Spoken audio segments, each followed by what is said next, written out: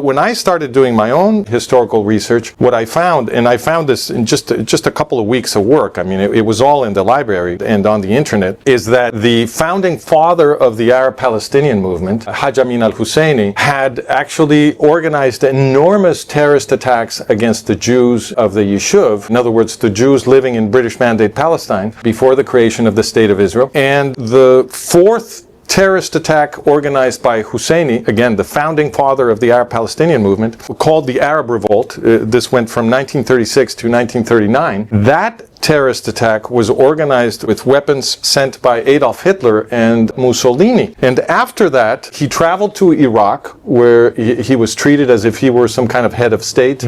They made him into some kind of cabinet minister with a budget and a bureaucracy. And he used that power to organize the Farhud, which was the destruction of the Jewish community in Baghdad. And then he travels to Italy, where Mussolini receives him as a head of state, and to Berlin then, where Adolf Hitler receives him also as a head of state, with all the pomp and circumstance and the cameras rolling and all the dignitaries out to receive him. And they had a very important meeting. They sat to plan together the extermination of the Jews living in the Middle East. Now that didn't happen because the Nazis were stopped at El Alamein in Egypt, but Husseini remained in Europe for the duration of the war. He arrived in the autumn of 1941. He was recruiting thousands of Muslims to Heinrich Himmler's SS that participated in the Yugoslav chapter of the Holocaust, and he also had a leading role in the administration of the death camp system together with Adolf Eichmann. So we're talking about the founding father of the Arab-Palestinian movement. The PLO and the PA are currently the only living branch of the trunk that was the Nazi party. You're wrong about that, because historian Christopher Simpson documented in 1988 that the CIA was created by absorbing tens of thousands of German Nazi war criminals. Tens of thousands. Don't confuse this with Operation Paperclip, which was to bring about 1,000 scientists for NASA. No, that's not what I'm talking about. This is the entire intelligence infrastructure of Foreign Armies East, Fremde Heer Ost, which was run by Nazi General Rinehard Gehlen. What Christopher Simpson did is he managed to obtain a bunch of documents through the Freedom of Information Act that allowed him to establish, immediately after the war, once they captured Rinehard Gehlen, instead of trying him in Nuremberg, they asked him to recreate Hitler's intelligence infrastructure in Eastern Europe, and they absorbed it, and that became the CIA. But not only that, in 1956, the CIA told the West German government that they now had to adopt the Gehlen organization as their own CIA.